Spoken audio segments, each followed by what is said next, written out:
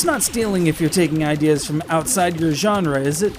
Sure, Super Paper Mario implemented the whole dimension flopping mechanic several years ago, but Super Paper Mario wasn't a side-scrolling space shoot-'em-up, now was it?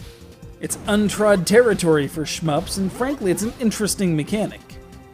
Thus, we have Flip the Core, a DSiWare title about shooting down hostiles, finding yourself in impossible situations, and then just rearranging reality a little bit so as to make said situation less impossible.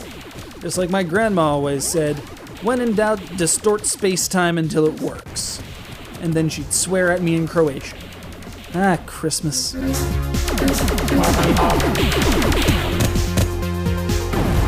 If you're the kind who needs some plot in your shmups, I ask you, why?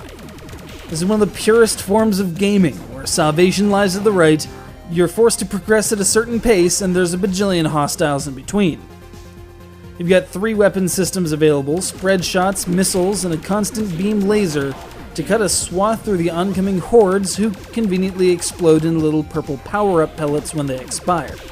Collect enough and you can supercharge your weapons to even more powerful second and third stage forms, though every shot you fire depletes this same energy and can regress your weapons if you don't keep feeding your purple pellet addiction. Any energy you accumulate with maxed out weapon systems begins to fill an overcharge bar where a completed section awards you a screen clearing bomb. But the real star here is just how much you can do with the simple ability to flop dimensions at will.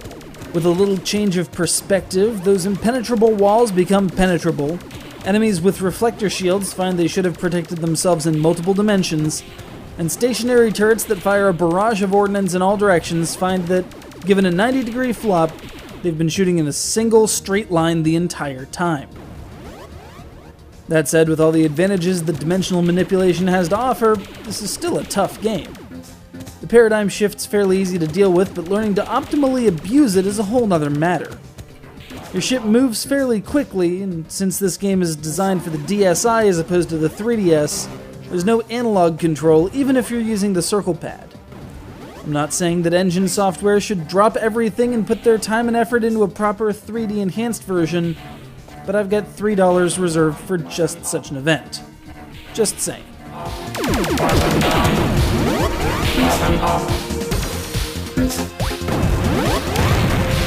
Ship destroyed.